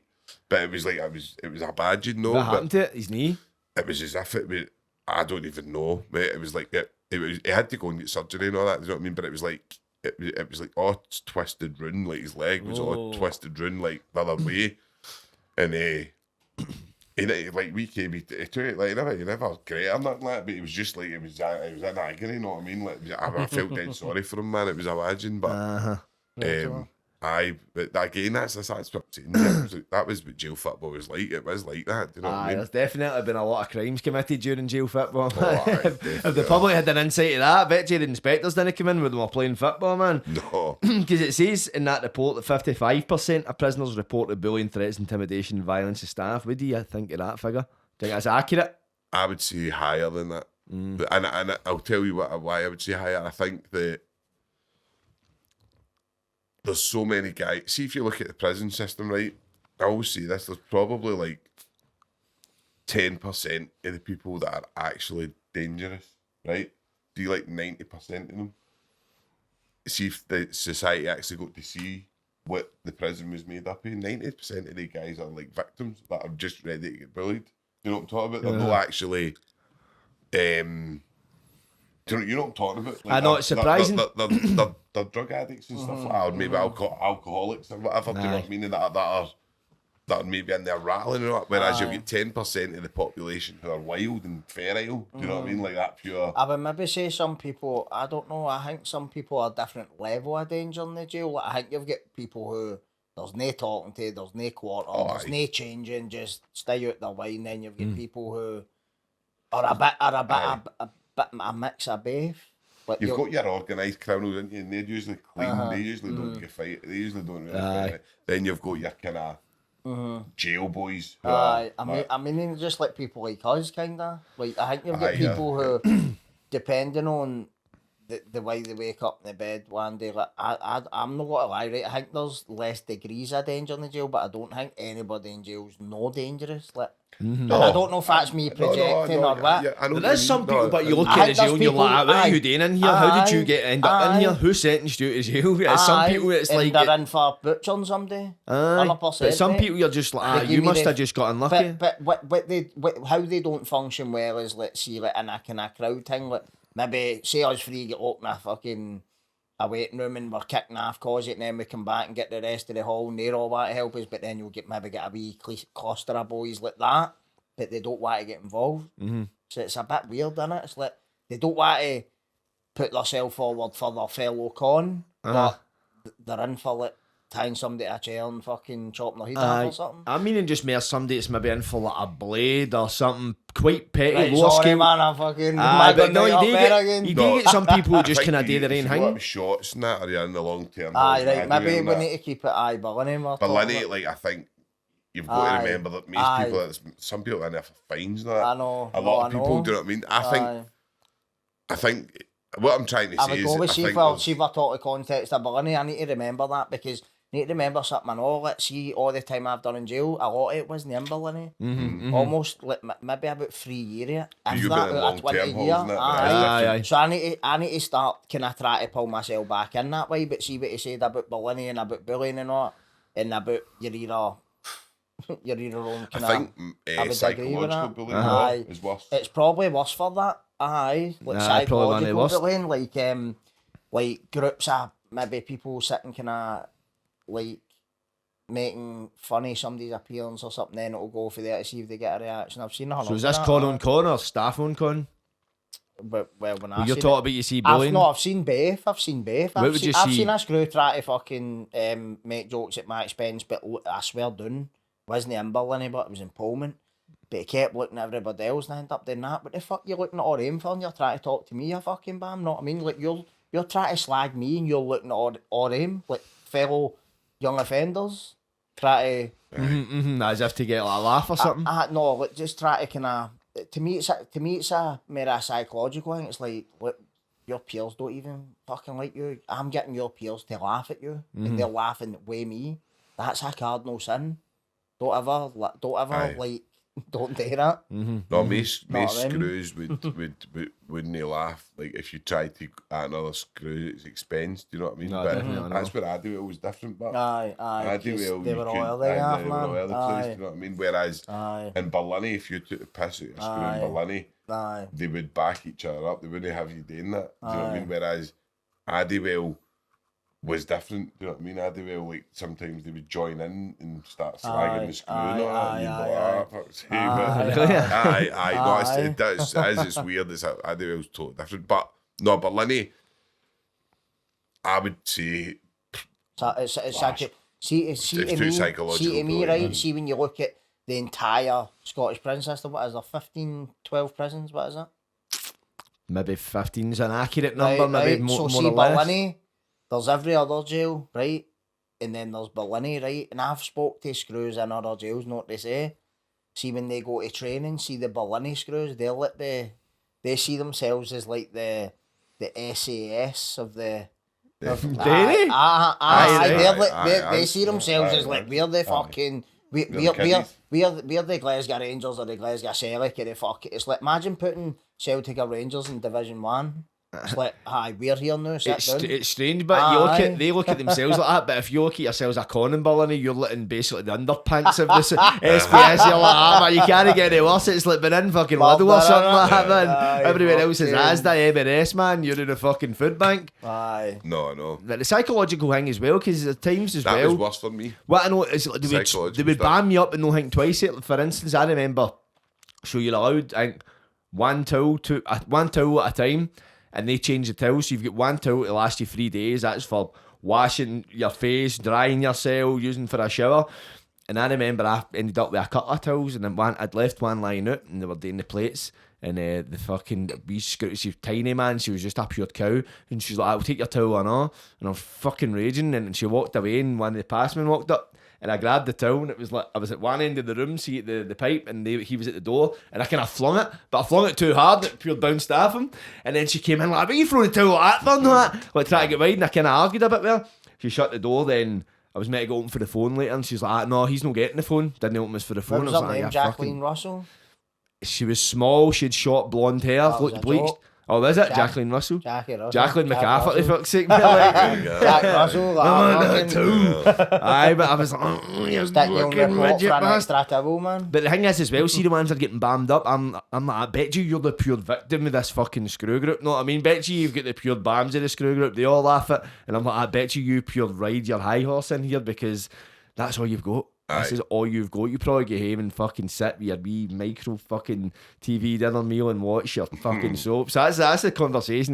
See, that's what you do, but you go back in and you internalise it and you're like, you're fucking bams and you're raging because it's you can't escape it. What I compare it to, if you're in a job or you're dealing with a social worker, whatever, outside in the community, you have an argument, something goes wrong, you can take yourself away from it, go to the gym, go a walk, carry that in the jail. You just get put back in your Peter and you're just left to stew in it. It's like a stew. Pot of stew, man. That's what it's like, mate. And I think that's why people do mad radical shit where they attack screws or skull cunts, because it's stuff they would probably no normally do, but because you're there, you seem as if It's the only form of power you've left. You've no agency at all. They're telling you when to, well, no when to go to toilet, right? But Used to be what? aye, right, exactly right. in a degree that they're limiting your time. Right, exactly right. When to use the phone, when to go for a shower, when to go and get your dinner, when to fucking throw your plate out and all that. And do you get me? Like, they're micromanaging your daily life in Barlinnie. So if you're constantly harassing somebody on a daily basis like that, that's not gonna go well, mate. Nah, Do you definitely know what I not. mean? No, I think it's like if you're working in that, because I mean, like alcoholism, I would imagine would be rife through the Oh, the definitely. screws, do you know what I mean? Aye. So if you're drinking every night and then coming out to work and you're kind of rough about that, like, because I used to see it. Taking Did some used in to with see you. it, do you know what I mean? No, You would see no, some, you would That's see it. it, especially in Barlinnie, you would see some of the screws Aye. that were like that, and then they're coming in rough, and then you're maybe asking for an extra, oh, can I get a visit or whatever, do you know what I mean? And like, all of a sudden they're like, oh, fucking, and you're like, I mean, some of the way they used to speak to in Barlinnie, they would, I've never, even in shots, they never spoke to you the way they did. Like, No, in 'cause- Barlinnie, it was like, I think shots and all, but They people found in here have it. got nothing to lose, man. Because you seen Aye. what was that one? It's quite famous, and the screw gets slashed in shots. You seen that? Oh, I There's a know him, CCTV. Stuart Sproul, I know aye. Stuart. The boy done it? Remember Stuart Stuart? was No, that- I don't know the Screw? guy done it. No, the Screw. Stuart was aye. actually alright, you know. He when I was, he there, was, aye, he worked in NIC when I was there. What about you, NIC? but I was in the NIC when I was Aye, mate, he went out his way to help people, but see, to be fair, like, nobody really got into it, but the guy that slashed him was a bit, sounded like a bit of dodgy, man, mate, like mugging old people and fucking... Oh, really? Aye. Aye, bro, I looked into it, I got a video about it. Oh, did you? What hall was that in? Was that NIC? No, that I don't know what bit of shots it's in now, because when we were up in shots, it's since been flattened and rebuilt. But like, you get into Barlinnie now, right? And then next time you go in, it's that HMP Glasgow. You'd be like, fuck's sake, where am I? It You know what I mean? looked like Iona or something. See, Aye. like, I remember when I first went for Ali Cali to Iona, I was like, Night and day, this is innit? like a fucking hotel or something. You know what I mean? Like, Like, just Sally the Cat was way- that bad? Aye, Ali Cali was terrible, aye. But when you went to Iona, it was, but then within a couple of days, you realise it's just the same toxic Aye, environment, maybe aye. even worse, Aye. because of the way it's set out. And this is what I'm laughing at, right? This is a bit of a segue here, right? And we're talking about, the new Barlinnie is going to foster an image of peace and calm outside. All the same arseholes inside it. I know I says that. I was like, This is You the could move problem. everybody into you could move the whole It's prison gonna- system into Halton, Aye, and it would right. still be the It'll same. still be the same. So what they're doing is, they you know- really serious about trying to bring the rehabilitation down and this down and that. Are they really that serious? Just went and spent $1 billion on a new prison to reduce rehabilitation. See when that, see if we're all still kicking about when they open that, right? Come back and ask me or ask them, what's your reoffending rate like? Is it still? put it this way, know what I mean? see, It'll aye. still be the the same. new mate. jail itself won't do nothing. It has to be like the regime needs to be Aye. changed. You need Right, to talk about exactly, this, bro. this Exactly, trauma informed approach and start being a bit more analytical. But the thing is, as well, it's like if they end up with this overcrowding problem, which the Scottish prison system has a history of, Yep. then you're just going to end up with the same problems. But you're Aye. not going to have £1 billion to I build know, another exactly. jail. It's like So you we say, got it's to do like, then. That's why going to need to no, last them to fucking infinity, I man. know. why no look at the special unit and go, this is the only success we've 100%, had in 100%, Scotland. 100%, mate. We need, so see, I know listen, you're going to get the people in society who think we should get bread and water, right, and nothing else, right? Fair dues, But you're innit? all, aye, and they're entitled to that opinion, they can have it. But what, As long as we can still keep it if one of their relatives end up. Exactly. No, Aye, that's or them. that's it, Aye. exactly, Chris. Fair's But fair, man. they can have their opinion entitled to it, right? But what I'm saying is, you would get flack off the papers and that for maybe That's couple of why. months, That's and why it then was it shut would down. go away. See when you started actually being able to show that, look at this changes here and the successes. I mean, I just think it's phenomenal that you've got an experiment where you take the most dangerous prisoners We've in ever Scotland, had, aye. take and 3 of them reoffend out of 40 odd. I know. I know. And you go, no, I'm not like Ah, I'm not Pro- doing that. problem was, I think it was too ahead of its time. But the system just wasn't ready. But for surely it. you would think HMP But it Glasgow, should this have is their been. chance, right? I know it And should it's be, not. I know it Prison should be. violence was probably worse back then. I know, definitely. You know what I This mean? HMP Glasgow, right? HMP Glasgow is the chance, right? And I'll tell you the new, I know for a fact it's not going to, because I'll tell you why. I know some of the people that have been involved in the way it's getting set out. Right. And I've not been, have you been asked anything about it? They Have want to you? ask us. No. No, I'm not saying, but I know people Well, no, me anyway. who are kind of ex-cons who are getting asked Right, okay. and are getting input to it. Do you know what I mean? And I know certain organisations that are cherry getting put into it. It's the same. Cherry It's like pick, people with big lottery fundings and big kind of, but they're really no. they're no. They're They've done a couple of courses. They'll maybe deliver courses and that, and they'll get that. The part that some of the parts they've got are huge with their the input they've got to this HMP Glasgow. Whereas, if you, I'm not saying what like take us, but you take a group of people and say, what do you think? You know what I mean? See like somebody like Johnny Steele who's still alive, Paul Ferris, people like that who could give you a bit of input and go, look, yous were like probably seen as the most dangerous prisoners. What helped yous? What made yous reform? Do you know what I mean? And then I don't know. I just do not get why you would have such a successful experiment and you wouldn't roll it out. Because it's media and societal attitudes that basically dictate penal policy in the UK now, mate. It's a fact. You're right. So No, see you're if you're 100% sitting there, right. see what you just said there to me, right? The special unit. That's what I was thinking, but I didn't connect it with what you were saying before about therapeutic prisons and all. But that was a microcosm of a therapeutic prison, and it's been used for the worst of the worst, whatever. But they've shut it down because they had tellies in their rooms and they had bottles of vodka or whatever it was, right? Listen, see, at the end of the day, we're all human rights, seeing less safety's at risk. People are at risk, whatever, then by all means, right? But how can you try to tell me for the sake of somebody bringing vodka and alcohol into a special unit in the 70s or the 60s, whatever it was, that in the media is a conduit towards society? Well, they'll, slap up Christmas meal for cons, whatever it is, right? And then they all start going crazy because they're all victims of crime. So they need to take that into account. But they don't, it's so You can't have it both ways. right, exactly. So Do you know what I mean? it's It's like- they've not got a clue what they're doing. I don't think they want to sort it, mate. So I sometimes think what you're saying, because we obviously done the podcast before about Aye, kind of aye. reoffending, right, on my channel, on Social Sessions. Like and subscribe. Don't get away, like subscribe. Like subscribe, but you can still get wide.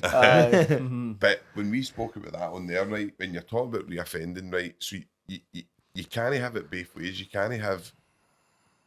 can't, because the same person that will go, why is everybody reoffending? Can't have punitive Right, will prisons say- and rehabilitation, No. but basically, innit? You And need to 100%, choose. mate. You need to I choose. think do you it's want? almost What do you like want, that. It's kind of getting that pound of flesh in it. It's like getting that revenge. You've broke the law, so we're going to punish you for it. And it's Aye. almost like that kind of get back. It's like evening the score, as if Aye, it's society or the retributive. justice system, you've broke the law, so we want to even the score. Aye. Aye. But the thing is, it always ends up, the score keeps tallying up. People say to me, well, prison must have worked because you're rehabilitated. Yeah. Aye, after how many times?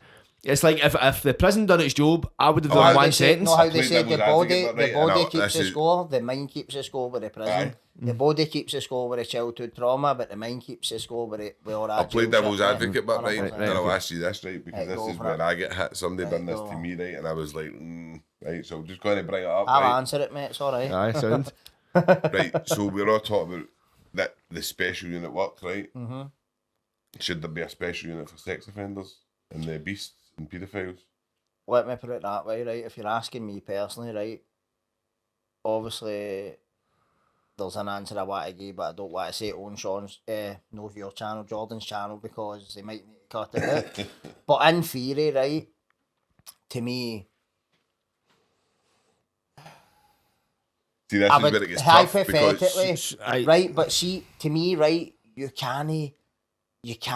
How can you manage an impulse to have intercourse with a kid? I'm no sitting going, I need to go out and batter somebody today to relive my glory day, whatever it is, right? But we're committing different types of offences. This is something deeper and darker, right? So if you want to look at it like that, then maybe we should have one somewhere for like a select fucking no 80 of them, maybe 10, right? But trust me, there's no rehabilitate, there's no. do you know? There's just no. Somebody, my pal, put it to me like this one time. He says, "See if you're walking down the town and a nice looking lassie walks by. He's like, do you swat you?" And I'm like, Right, well, I know where you're going with that, you do, exactly. right, obviously, right. And he went, "Can you turn that off?" And I'm like, "No." And he went, "Well, that's the way there, right?" Exactly, it's exactly. But you have got I'm not. This is not my view, right? This is not my view. But That's if him managing it. as a prison kind of system, they must take them into account and treat them the same as us. They've got to. But see, the thing is, that's their job. But the thing is, if you look at it, see, we Isn't see it? with the special unit, 'cause the special unit was designed for the worst of the worst in the prison system. So how do you correlate that to sex offenders? Because a lot of these guys get put in the special unit because they were so violent in the prison system they didn't know how to manage them. Would so a they create- special unit work for like Peter Tobin and Angus No Sinclair chance, and all no these? chance, Do you know no what I'm I think talking if you look at I like, think you'd need to look, you couldn't look at them for something like that. so what, and you think you look But at this some is where- sex. this is where- You'd need this to is go where- right down the kind of. Because if you look at This it is like where say it your comes Jimmy Boyles happening. and that, if you look at their environment, their background, dad died young, grew up in the Gorbals during the 60s or whatever, so you can go at right environment, childhood trauma, that's definitely contributed. And obviously there's a lot of accountability there, 'cause you need to go, right, I did date. And when you talk of that analogy where a nice looking lassie walks by and you swatch her, I can you switch that off? No, but if you can switch off whatever, if they're seeing if it's an underage or whatever, but it's acting on it. Because it's acting on it, it's the actions, and plus, of course, if you've got the inclinations, that does define you as a certain category. Aye. But a lot, you don't get put into jail for thoughts, you get put into jail for actions. Because acting on it, it's like there's I the know what you guy, mean. somebody that swatches a good looking lassie isn't a bad thing, but the guy that falls down a lane and attacks her, that's where No, it you've got, enters listen, into you've that got category. different levels of, listen, Definitely. even sex offenders, you've got different levels of it, do you know what I mean? Like, see, me personally, see some guys that are in there that are maybe 16 and they've slept with a 15-year-old. No, I don't see that as the same as the like things with kids and all that. Things with kids is abhorrent to me. Like really makes me feel ill. Whereas somebody at 16 that goes with a 15-year-old and maybe the 15-year-old's dad's phoned the police and it's like statutory rape because the lassie didn't even want it. But that wouldn't, we wouldn't need a special unit for something like that. We need No, a special but- unit Aye, for no, like, but what I'm I saying think is, it's- see if you- conversations kind of see if you changing made now. that, see if you made a system like the special unit and you changed the whole system, which I think you should. They're included in I think that. they would get. I think they would get more Do you know what I mean? You results. can't know. Well, do you know what? I How think would they you should do have the- one for them, no for not No, to but mix you with would us, just no. you would just have they would just be having the same. Let's just say you rolled the special unit out to every hall. You would need to roll it in their hall, Aye. and this is where. But would you want to share? But that's No. what I would rather they were segregated. Nah, no, keep them segregated. How would you- but they how would- still need to be Then treated? that How way would I'm you? not getting it, you know So what I mean? see if you look at the special unit, it was like 36 people went through it, so it was very, very small. It was very tight knit. How do you roll that out across a prison system that's got like 1,000 odd people in it? How would you manage that? Well, 'Cause look at what they've done with the women's prisons now, Jordan. They've kind of done it with that. They've made it smaller and they're getting successes for it. You know what I mean? They're getting success rate for with it. the prison altogether have made it smaller. They've made like I don't know what for category, but it's like for lower category prisoners. Do you know what I'm talking about? I can't remember. But the name. Lilius, you talk about? Aye, The one aye. in Made Hill. I've been in that. I've been in that. I went and done a wee concert in there. But I Aye, think, but I that's think the rates that's in kind of that like an are- open, like a tap end open. That's like for them to go to work and that. I think that's like Is their it? That's Is kind of like is a it? castle. That's like Is an it? open Is because it? there's Is some that the lifers castle? at the end Is of their it? term. That's where they go as Right. Lilius.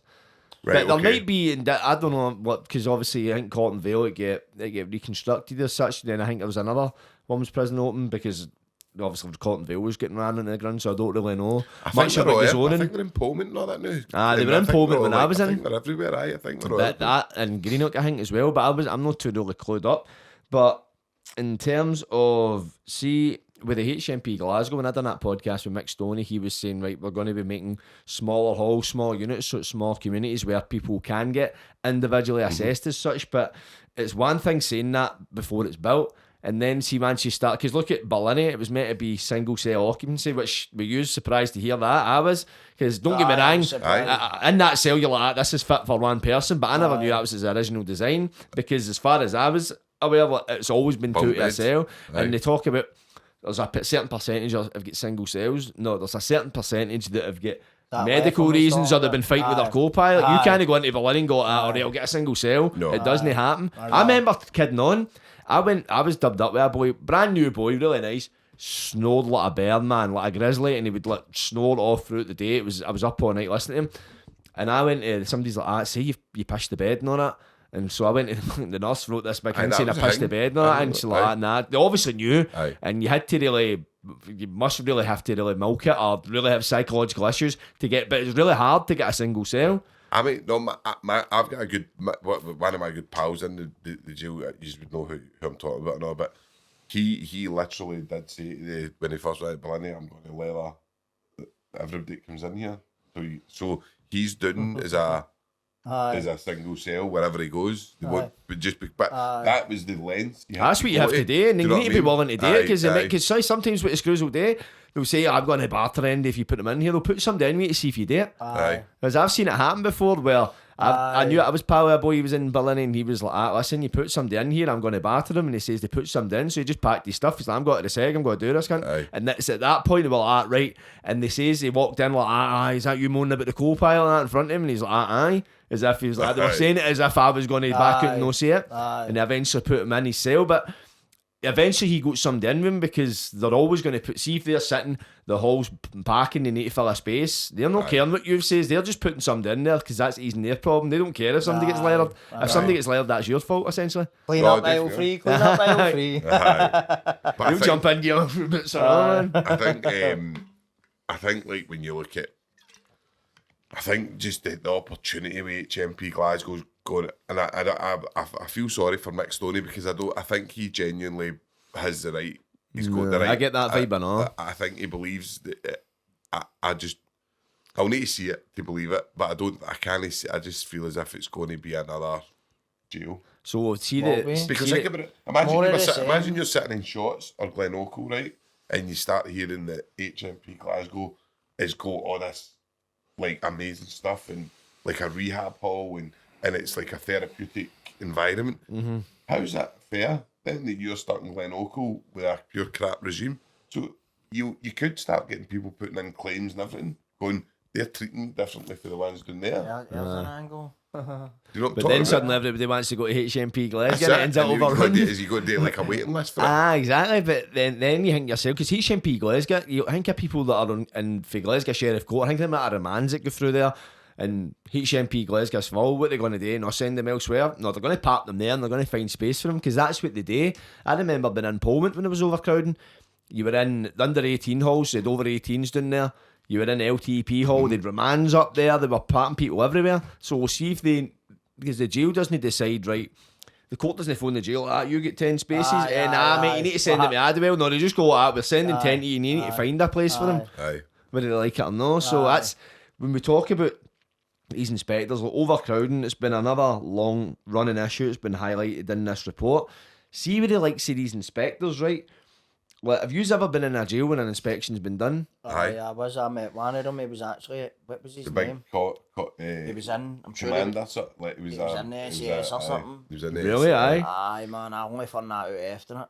He was actually fair, if you know what I mean, but he was strict, but he was fair, the big guy. I can't mind. That's good. No, I'm going to look that up in a game and I need to send it, mate. See, that's how I told you about the grok. That's when you can use grok. Grok it. I know even looking at Doghouse, but see the thing is with it. Something else pops up. Scrolling in it. See what I would say to anybody. See that's like, see when the inspectors come to the jail, it's like when the health and safety comes to a building site. Everybody's got their hard hat on, their glex, everything's it's what they're presented with. I remember though, I was in Parliament, right, and I don't know if it was this inspectorate, but it was a group of inspectors who coming to inspect the jail. We were on tap end, and we were in that position, felt like it was weaponised against you, and they were asking, what's it like being in tap end? One of them, and we found out later it was an ex-screw, so you can imagine this conversation went, we were like, it's a joke, they kind of weaponised this against us, this and that, we're no getting progress, what's getting held back is getting dragged on, and they just looked at us and went, call yourselves tap end, walked down to the screws desk and told them everything we just said about them, and we were like, you dirty rat bastard. But that's the thing as well, it's like a lot of these people, they're either getting presented certain things or they don't know what to put people's noses out of joint. They're happy to go tick, tick, tick, there's a problem here. But if they're no one to open up a can of worms... How can you expect an objective report for an organisation that investigates themselves? Mm-hmm. You get me? I know. Their jurisprudence... Am I right in saying? See the jail, right? Now you get obviously governors in America who are like they're in charge of that state. The jails are essentially a mini.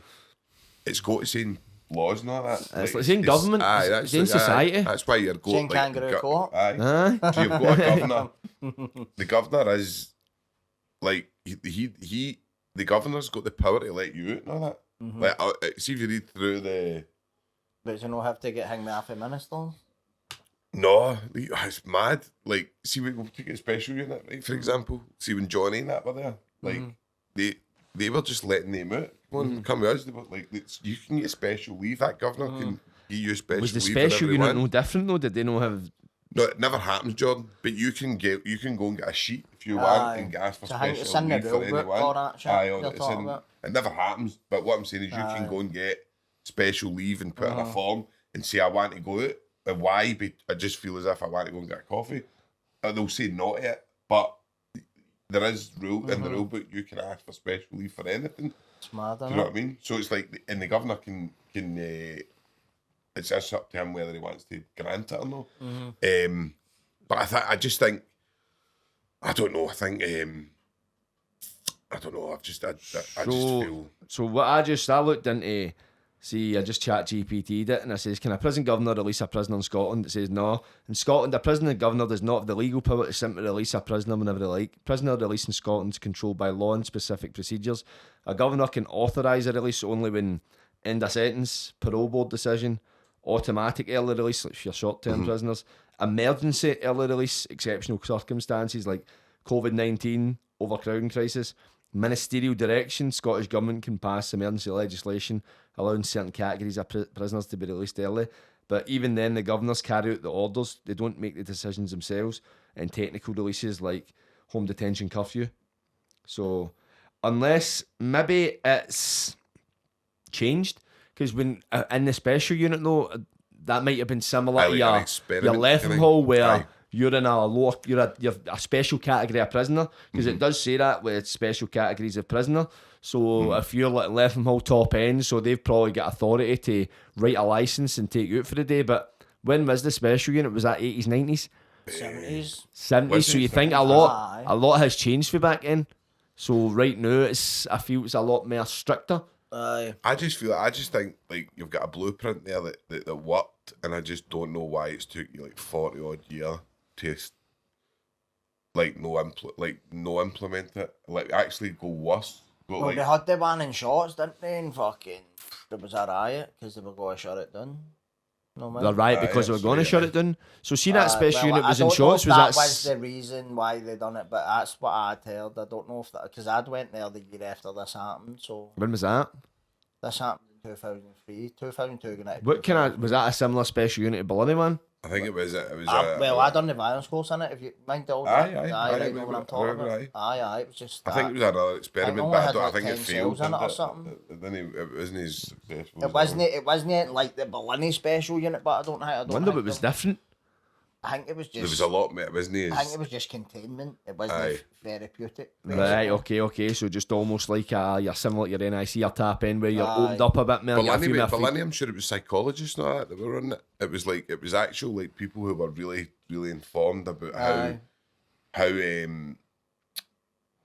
like a prisoner's mind works and stuff like that, and how to humanise somebody that's never been humanised. Do you know what I mean? There was a lot of thought went into the special unit in Barlinnie and the guy that ran it, because I always remember, like, you see that story I think on the telly with Larry Winters when obviously he was going to do and everybody says everybody was just all looking and the guy went, right, come on, we go into the room and talk about it, and that was what changed it, because that could have went tits up there. Do you know what I mean? But no, I just think it's madness that you had the types of people that you're talking about in that special unit and that worked, and then you don't roll it out. Because the thing is as well, you think it, because a lot of the screws in there, back when the special unit was a thing, it was only a select few that was in there. I think they get a lot of criticism even for in the prison. So you had the screws in the A-hall, be all you dinging in there, that's this fairy tale experiment. And there's some that, like, as you talk about like the screw you meant to cast on, I'll give you breathing water. There's a lot of screws that think like that. No, I don't want to give you freedom. I don't want to have a debate or a discussion with you. If you want to step out of line, I want to jump in a fucking room and batter fuck you. Some of them are intelligent enough to hold that. Exactly. Do you know how you need emotional intelligence? Exactly, bro, right? And sometimes I don't think I've got too much emotional intelligence, but I remember in Kilmarnock prison where I finished my sentence, this member of staff was going on about this teacher who came up to the hall to like try and sorry I moved that mic, try and like round up numbers for education, and then the screw guy said to her, what the fuck do you want them to be able to read and write for? And she goes, why would you know? And she that, and they said to her, then I'll be out of a job. He says but he wasn't even laughing when he said that. He's left the prison service now, thank fuck. There was that. Do you remember the cooking class down in Adwell? You used to go in and do the cooking class. Bro. She used to go in the cooking class, and this cooking class we done, man, it was brilliant, and it was actually really good. It was all the boys were in it, right? And so Robin, who ran it, right, used to let us make like really good meals, but he had a budget, and he used to work within the budget. So he would make like Hunter's chicken and all that, but it was all like, it was brilliant, man. So it's the way we'd work with, like, somebody would make a curry, somebody would make hangy, somebody would make a soup, and it was like we all had the wee bit today, but it was like a 6-week course. So this, whoever it was that worked in the cooks, people had started saying, how can you not make, this is the same food he's getting, and it's like totally different taste. Like, it's like, this stuff he's getting is brilliant, how can you not make that? So she started getting a bit of, do you remember her that used to run the cooks down there in Adwell? No. Anyway, one day Robin was off, and she came up and she started come up with a camera and started taking photos of, like, while we were cooking, but as if making it look as if it was dirty, right? And then Angela Halliday, do you remember her? She was the governor. She came in and she went like, right, this is getting stopped, and she says to Robin in front of us, what are you trying to teach these people to cook meals last for? These people eat toast and beans. These people eat hingy. Swear to God, so right? Who was this that said this? The governor, the deputy governor, right? Really? But there was a guy in there, right? I'm not going to say his name, but the guy in there loaded, and he had a bit of pull, right? And he went like that to her, he went, listen, stupid. He says, I've spent more money in restaurants than you have, like, something like that, like your wages, you know what I mean? And everybody burst out laughing. And she was like, I'm not meaning you and all that. And he went, well, don't come in these cheeky lads. That's terrible, do you know what I mean? And but that was their views. So that came out because they two were arguing, and we just got to hear. But that is clearly what she thought of you. Do you know what I mean? It's a class thing almost. I think it's more than just. I think they're the majority in the penal system, mate. I think it's like, fuck them, they'll always be, but they are. Like, you'll get the idealists that go, no, we can change them and all, but trust me, mate, they're probably, it would almost be, imagine you were sitting in a group of cons and they were all about to riot and you were the man saying, let's talk about this. Imagine that, would you want to be that guy? Aye, because do you think as well, see, do you think some screws go into the job, we're talking about screws, probably the low level governors, probably a bit different, like, there's probably some screws, do you think, go in with the right idea and all that, change things, a lot of things differently, and they just get sucked into that. Because it's us in the name of the screws, I know. But see if you look at some governors as well, like Mick Stoney, obviously he operated in the prison service, I think about 30 years. But there's some governors, like you get a lot of female governors you'll see that have never actually worked in the prison setting, in the halls or that kind of thing. They've kind of stepped into the job for a more academic level, and you think, right, there's a bit of a disconnect here. You know what I mean? You can understand it. Like, that's probably why Mick Stoney's probably got a bit of a different approach, because he's worked in the halls, so he's dealt with people first hand. Whereas if you're this governor, you've came in, never actually operated work-based prisoners, and you've got this line of command before you even deal with anything. The only times you'll deal with somebody is maybe if you go down to the seg when they do their daily visit, everything all right, aye, good, see you later. Do you remember, so see when we were in the Letham Hall, right? We were in Letham Hall, and so you used to get, like, depending on your PO, right, you would get, like, I can't remember, but it was like you were supposed to get every 12 weeks you would get one, right? But see if you had a good PO, you would get like one every 8 weeks and stuff, right? So what was it? Like SELs. So you would go to the house for a couple of hours, right? And you would get your dinner and all that. And again, depending on who the G4S were, like, it depended. Some of them would like, some come in and like sit and just go like, we'll just sit here as long as we can see you, can I, and just let you have your visit. And other ones would come in genuinely and be like, sit next sit, to you, like, you couldn't move. It was brutal. I mean, there was one visit I remember. This woman pure came in, and I swear to God, she was like, wouldn't leave my side, right? And then she started going, like while I was talking to my family, I'm starting a card business up. Would any be interested in buying cards? Started flicking through our Instagram, not in pure trying to. In my mind, ended up going, why are you like? What is it? What's happening here? Didn't let go wait in And, the car. So she's trying to have like the conversation. She was having. She like totally ruined. It was the worst SEL I've ever had. Oh, really? Aye. Oh, it was terrible. Like, but then we had like real ones that were really good with you. Do you know what I mean? Aye. Because when we used to go, I would always have like probably usually a curry and stuff like that. But people would make nice food, and you would obviously offer. I would offer the G4S bit if you wanted any. Some of them would take some lunch. But then this one was like just taking stuff and all that. Like it was mad. Like I can't explain. Like Aye. Just making when them she feel went, cozy. but no, Pure like, office. pure right beside you. Wouldn't let you move. It was just weird. But anyway, so this new governor came in, a guy called Brian Ironside, and he said, "Look, we're taking the SELs off you. No, Off you or off everybody? off everybody. So Greenock were operating still with SELs, and we weren't. And we were like, they were saying, he says, you are here for work experience, you're not here to get visits. And we were like, but that's what keeps us going. That's what that's the thing that we all look forward to. Mm-hmm. And we had a big massive meeting in the kitchen area in Letham Hall. And basically we were trying to kind of say to him, look, and he just wasn't for it. He wasn't like a mixed stone. He was a hard line, pure, he would give you bread and water kind of guy. And somebody says to him, but this is going to be hard on our families. Our families are used to seeing us now every 8 to 12 weeks. And he went, well, your family's done fuck all for you to stop offending the first time. So they're not going to make any difference this time. And I went, I can't believe you just said that. I went, going to write that down. And he went, what? And I went, write that down. He went, oh, listen, stupid. Like something like, honestly, the way he spoke to you was unreal. And I says, I can't believe that's your attitude. And he went, you're only here. I'm like, so it's risk, basically. We're only here to hang your risk. I says, no, you're no. This is supposed to be rehabilitation. He went, there's no such thing as honestly, this is what, there's no such thing as rehabilitation. He says, this is, that you're here, I'm here to manage your risk, and that's it. Like, your risk to the public is what I'm here. And I was like, I can't, like, this is insane, like, how you're just saying Well, this. maybe rehabilitation has been weaponised because they're using risk to, like, purport this, oh, look, with all these big reports and colourful graphs and, oh, wee Jimmy got his fucking first SEL today. Like, where is rehabilitation in this country? There isn't any, bro. It's DIY, mate. Exactly, the SELs are part of the preparation for release as well, because you're getting bled back into the community. So he's essentially going like that, no.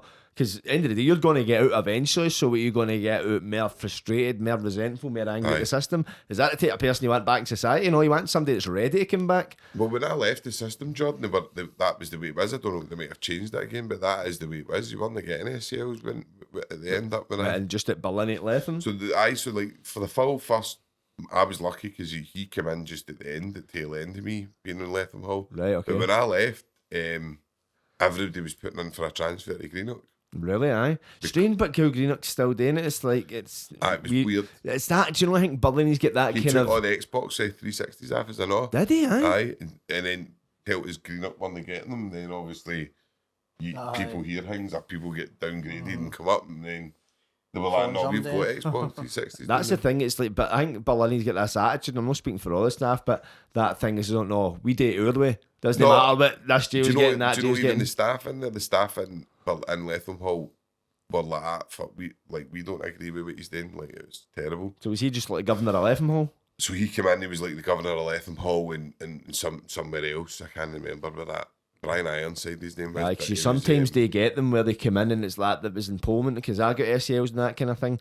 And this governor came in and it was pure, nobody was getting anything or parole date, no matter how many home leaves and that you had, you were getting pushed back, you were getting a 6 month flip after your parole date, all that kind of stuff. And you were just like, you're an enemy to progress here. And people were arguing, oh, well, you should take what you can get. There's seen Low Moss, right? A boy kind of reached out to me for Low Moss. And what he's saying is, see, because of this overcrowding issue, because it's affecting Low Moss, I know. He's saying, see, your GPAs, it's like basically your assessment to do like certain programs. Program is what they use to essentially rehabilitate you and help you identify what leads you to offending and address it. Fingers, quote unquote. So people aren't getting assessed in the time frame. There's a massive backlog, and That's what's happening when I was That's what was in, bro. so is that still happening? So see, it's still happening now, and it's like, because when he sent me the thing, I realised what he was talking about, and I was like, mate, this was a kind of thing myself. This was an issue when I was doing it, but apparently they discontinued 2 programmes just to deal with it. But then I'm saying, like, self-change or something. it was Violence. Used to be the construction violence. pathways they've stopped. See the violence? Do you remember the violence programme had a 4-year waiting list? Nah, I got on this. I think I was on the first group or the second group ever. And there was guys waiting to But go to I their tap remember, end, right? And then they would go like that, like at the time they would go, they would assess you and then go, no, you need to do the violence course. But I know and then that- it would take you 6 months to do it, 6 months to get the report, and you were on a photo. So that's 5 years. And yet that's where you're telling somebody to wait over their tariff. And there's probably But been a for no higher- reason. Is for that no quite reason common? Aye. That happened to a few people. Standard. That happened a lot. Right. I'm pretty sure somebody won it. I'm pretty I sure know somebody who took it it. was. I know. I went Who was you? I went to Adderwell with my, so he launched a legal challenge on that, and he won compensation. He won it. It's like that But I take it, he won compensation, but I Do you know- take it do you know the what- system never changed nothing. Do you know what Still come in and say to a guy that done it before him, a big boy for Edinburgh, and he took it to court, and a couple of weeks before they were actually going up to the court date, they come in and went like that, drop the court case and we'll move you to Castle Huntly. And he obviously dropped it, but we were like, you must have had them shook, man. Like, Did they move him to Castle Huntly? aye, moved him Oh, to so Castle they done Huntly. it? And see the boy you're talking about, the boy that won it, I'm sure they moved him quite quickly after that, because he's out now. He's doing really well. But he was he was like a really problematic prisoner. And he's, look at the way he's flourishing now. Do you know what I mean? So listen, it's I don't know. It's But just it's that certainly shit not. show, mate.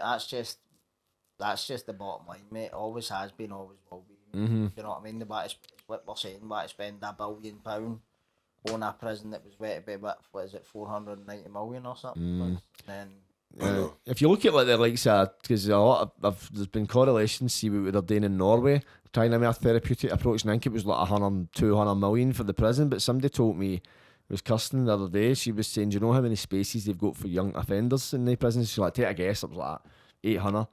She's like, 6. It was like, about 600. She's like, no, 6. And I'm like, what? And she's like, but because they're there, they don't send young people to jail. do you know that mainstream media in Norway does not sensationalise crime either? Does it no? No, you're not allowed to do all that. No, like, so Really, do you know, that has to be a part of the discussion, the media. Yep. 100%. A lot is in society, because we look at the prisons, but it's the precursor before prison. That's the thing we should be looking at. But see, if you go, I would say that if you stopped 10 people in the street, right, and you said, like, if maybe, like, listen, I don't know, but I know people think that, like, murder and all these, and violence and all that is different, but if you stop 10 people in the street and you said, do you think the guys in jail should be rehabilitated and let back into society, or punished and let out like a cannonball? They would say they want rehabilitated, right? So there is the want for it. It's just the mob mentality. What happens is the paper will put something out about something that's got a half truth in it. Controversial, I know, and it's not even true, but they'll put it out. Plus, they've got all this stuff about. I mean, the stuff recently they've been doing with certain things is outrageous, and they could actually get somebody hurt. I think it's just like it's becoming some of them are becoming like the digger. Do you know what I mean? That's exactly it, because they know Essentially, it sells, they know it'll get clicks, it'll get people buying it. Usually it's just clicks these days, but that's what gets people clicking. You go, it's interesting, but as you say, there's half truths in it. If you're being generous. No, I know. You like say, look at when Adderwell first opened, prisoners riot over, but was it because they got chalk ices instead of cornettos or something? What was it saying? And it's like when you're in this, you're like, when you're wise to it, you're like, this is a lot of nonsense. But then you get people up in arms, like, look at what they're getting, and they still riot. They're just entitled this and that, and like, you are so brainwashed. No, I know. I think it's just there needs to be a massive societal change, and I think that I've said it before. The Justice Minister should go in and do a week in probably each jail. And what, serve a week? serve a week in the jail and see what it's like. I don't think it would work the same, because it's one thing when you know I'm hearing them getting out. Aye. It's like when you're in there and you're like, I can't get out. That is different. It's I know it would be great. I think there would be benefit, but it wouldn't be the same. Even let them in and watch the cameras or something, like just to see what's going on and how Sounds like it's the hopeless. staff they need to watch. I think what you'd need to do, see, to really find out, you'd need to plant somebody in there. No go, right, we're going to enter this Aye, the person, America because do, they would like, just aye. prep it. The Aye. screws would be, they would make sure it's like anything like, right, treat him all right. It's like Aye. they know, but see if they put somebody in that could report back that they don't know. It's like, and obviously we'd need there would be a lot of work getting done to that, but to just experience it firsthand, because Aye. that's when you would see the reality of it and see what it's really like. It's like we used to see the banged up thing. That was a good experiment, because you had guys on there that were hardline crimp, like Hitchens and what's his face, the other Tory guy, Peter. No, You'd Neil Parish, but Neil you're Parish, talking about is it? What's his name? The ex-marine. who was Aye. the guy that came in? He was like pure hard. So he done the pilot. I never met him. He wasn't Right. Johnny Mercer. Johnny Mercer, Mercer, aye. So he done the pilot, but he was apparently really hard line. And then I think his attitude might have changed a bit. I don't know. No, I think it did. I think all of them changed. Well- but this is where it's got to. Well, the Like, thing is, Peter Hitchens, what he did say, he's like, well, my attitude hasn't changed because I still don't think prison works. Mm-hmm. And I'm like, you're right, but he's new, he understands it from a different perspective. aye. You know what I mean? He sees there's depth to it, there's more layers to it than just, right, Aye. more sentences, Aye. more harsher sentences. It's no... Build bigger jails. Exactly, it's no You straightforward, is still hear it? people saying, give people like that Andrew Tate, and that I've heard him saying it. Andy gets caught with a knife, give him 20 years, and you're like, mate, it doesn't work. It's like when you're on this, when you're getting brought up in these impoverished places, survival but kicks in, and there's loads of stuff that, It's not even just that. If you get to jail, you get 20 years for carrying a blade or whatever, then you go to jail. Do you think in 20 years you're going to be fit? No. no, and how, Probably how, not. Well, how I just get 20 years for a blade, man. I'm coming Aye. out traumatised, ready to cause it. You're not And then you coming get- out at all, you mate. get people No, in the yeah, bag yeah. and say, oh, look at this. This is the way you should do it. And look at our system. There's no, and you're like, I know, but Dubai's got it's Aye. crazy amounts of money. Look at their And jails. I know, I wouldn't... Don't look at their If it's jails, public- fuck's sake. I wouldn't model criminals. my approach to human Aye, rights and mate, what I Dubai bet- does. listen, I'm not Dubai being funny. dresses it up very well, Listen, but see mate, what's really yeah. behind the scenes up there, man. It's Okay, really, it's terrible. Any advice off MD for anybody like that, when you're guaranteed they've got money to buy their way into it, but see, we go and look at their prison system, right? Go and look at their prisons, mate, and they also they're in about human trafficking and subcontracting a lot of labour, mate, slave labour. Do you know what I mean? Like how we got to take advice off them about running jails, mate.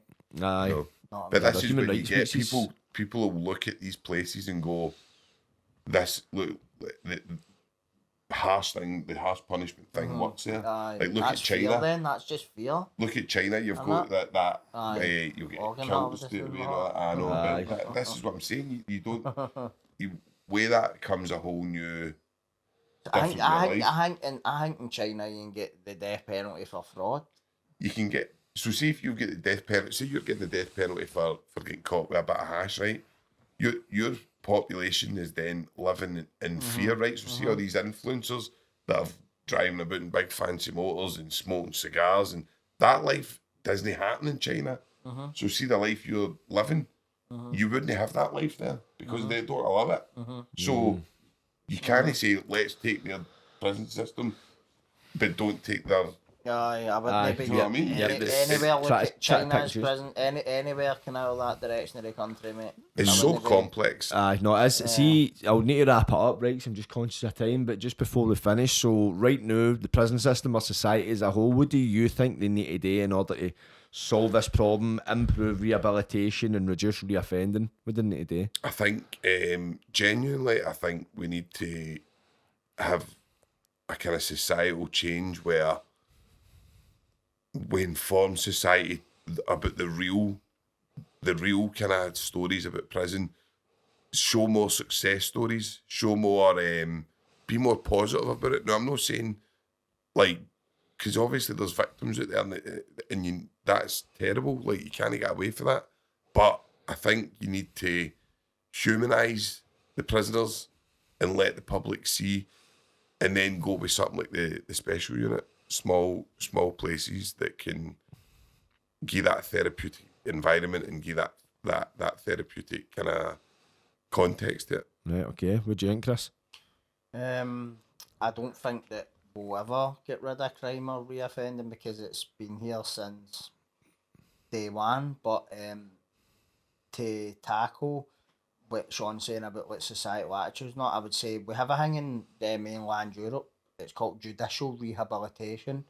And I kind of got familiar with it through my studies. So it's basically the notion that if you can present a case to a court that you are rehabilitated, then you're legal. You can be. So imagine you go to court, right? Instead of being found not guilty or guilty, you're being found basically rehabilitated or no rehabilitated. And if you're classified as rehabilitated under the law, then but I also can Do you get that in some countries? Aye, so it's France, Holland, Spain. I imagine I could send you research later. Well, Holland's just shut down. I don't know many prisons.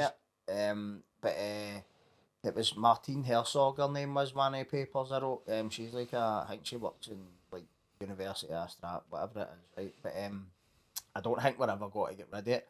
But if we could bring something like that forward, where change is being recognised in those who have put the work into change, like, and I'm not going to lie, mate. Listen, I'm still half a basket case myself, mate. Right, riddled with the PTSD, the anxiety, and all that. Right, so it's not just Chris came out and he's changed, but he sits on 5-0s and Sean's and talks a lot of sense. Listen, mate, still battling shit and all, but I'm still battling it. I'm not going out and going, here, no, what, fuck yes, my cab, I was paying my bills this month, I'll just go postal, know what I mean? How's that sound a better way of dealing with your problems than actually just going and fucking paying your bills and taking your way into school, whatever, do you know what I mean? Aye. I think what he also says, I know, is there has to be a flat. I think there seems to be building this £100 billion, £1 billion prison, sorry, 100 billion.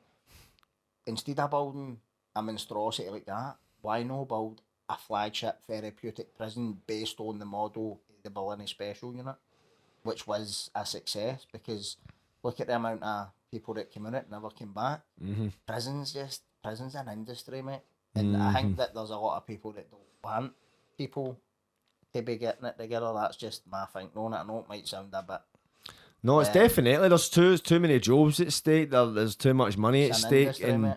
that way as well. I think a lot of people, they turn into stone, is that in their thinking and their approach, and they think, right, it's not working, but it's the way we've got. Aye. And change is scary. Change does come with risk. And listen, man, you can try things and they don't work, but you need to try at least and see. The thing is, listen to people like ourselves and other people that have been there, because if you're wanting to get the most sense out of it, obviously speaking to the people that you would maybe class in that rehabilitated category, because there is going to be some people who just aren't ready to change.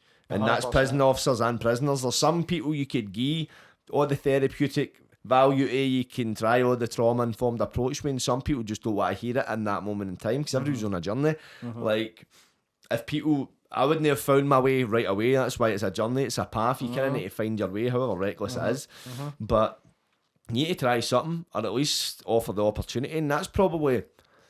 It's almost beneficial that not everybody's willing to change, because see, like, if you're talking about like your special unit, if you were to rebuild another 1AM, because you go, I look at the size of the prison system, how can we accommodate all of them? Well, number one, not every one of them's going to want to seize it for the right reasons, so that's where you would do an evaluation, go, do you really want this, or do you just want a better hall?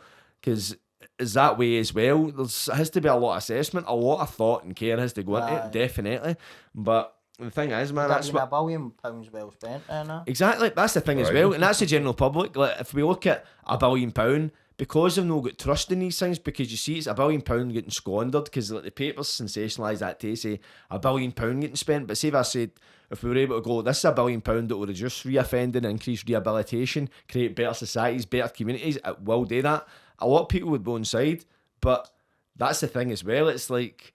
That's when I seen, like, when... sorry to cut you off, when there was I seen something on, was it Newsnight or somewhere, when they were talking about the money being spent, and they interviewed Mick Stoney, right? And I know Mick Philomos, and he was going, we're hoping the front's a wee welcoming area where people can come and do their knitting and all, and I actually was like, what about the fucking inside?